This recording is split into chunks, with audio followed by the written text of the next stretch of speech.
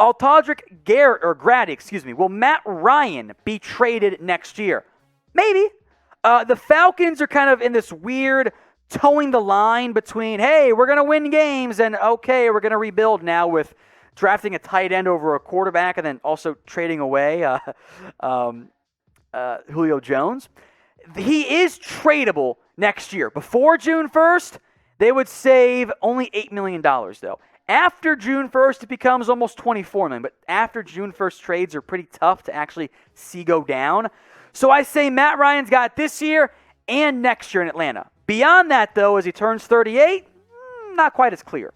From Chad Greenback, am I crazy to think Mike Davis could go off this year? I'm thinking about getting him in the 3rd or 4th round in fantasy. Now, I have no idea where Mike Davis is going right now in fantasy, but I think that makes a lot of sense. I do think the volume is going to be there for Mike Davis. I think the opportunity is very much there because the Falcons, under their new head coach, Arthur Smith, want to run the football. And the depth behind Mike Davis isn't really there. So I just pulled up his ADP. It's 63rd overall. He's RB24. That's really low for him. He should be a top 20 back. So I don't know about round 3. Round 4, depending on how big your league is, I think it's probably about right because I think the volume is going to be there for Mike Davis this season. From Jeremy Chuggs, God, what a cute dog right there. Who would you rather? I almost threw a lot of shade at his last name, but I chose not to. Who would you have, Matt Ryan or Kirk Cousins in 2021? I'd rather have Matt Ryan. I know that Matt Ryan is aging, and I think Kirk Cousins is a bit underrated, but I would rather have Matt Ryan on my team at quarterback if I were an NFL franchise. From Brotrustme, 1998, should the Falcons bring back Todd Gurley? I actually lean more towards no, in large part because Todd Gurley wasn't good. He got the ball a lot last year and averaged 3.5 yards per carry. Now, I hope I'm wrong on this, but I'll still say it. I think he's washed. I don't think Gurley has it anymore. I think his knees have taken too much of a beating over his college and NFL career. But make your predictions if there is a team that will end up signing him. Where will Todd Gurley sign? Get your votes in for me in the comments section. What team will add Todd Gurley, if anyone, this offseason? John Dorman, Allen Robinson, Keenan Allen, Mike Evans. Who is 1, 2, 3? I think I'm going to go with Keenan Allen because I just love his route running. It's a tough 1, 2, 3. I'll go Allen, Evans, Robinson. You could talk me into any order on that front. All 3 of those guys are legitimate wide receiver ones. For Hyper 3, who is the most underrated NFL player right now? Safety Jesse Bates. He is one of the best safeties, like top 3 or top 5, and he ain't 5, by the way. I think Jesse Bates should be viewed in almost the same tier as a Justin Simmons, a Minkah Fitzpatrick, those guys. He doesn't get that hype, though. So I'm going to go Jesse Bates, the safety from the Cincinnati Bengals. From Rae Grange, best secondary. I think you have to, the first thing that comes to mind for me at least, the Denver Broncos have to be inside that conversation. They're deep at corner. They've got great safeties. I think Denver is at least in the top 3 there. I like the Giants secondary a lot. I like Washington secondary too. But I think that Denver is my pick. From Adam White, surprise team this year and biggest disappointment. Good question. From a positive standpoint, I don't know if it's fair to count the Patriots as a surprise team, but I think they're going to make a playoff push. I think disappointment-wise, maybe a team like Miami, if Tua's not good. There's a lot of hype around the Rams because they have Matthew Stafford. I need to see more out of them and Arizona Cardinals. There are 4 good teams in the NFC West. One of those teams will end up being a disappointment.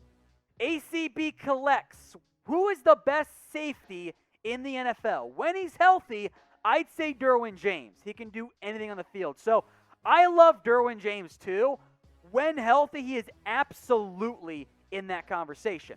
However, he hasn't been healthy very much, and I am very much worried about that. So having to factor in the health here, I'm going to go with Minkah Fitzpatrick. I think he is amongst a great group of safeties, Justin Simmons, Jesse Bates, Budda Baker, the list goes on and on and on and on and on. I think Minkah Fitzpatrick is the best one right now in the NFL.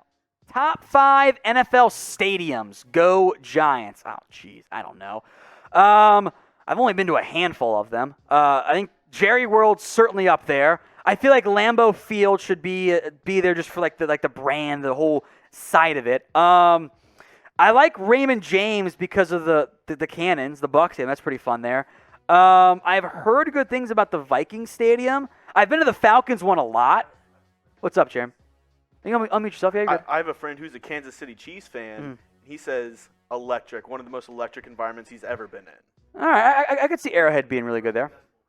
Okay, I think I forget what it's called right now. The Seahawks, it was CenturyLink, then they changed it. That one is a special stadium, so I'd say Arrowhead's in there. Heinz Field is too bad for me to include that.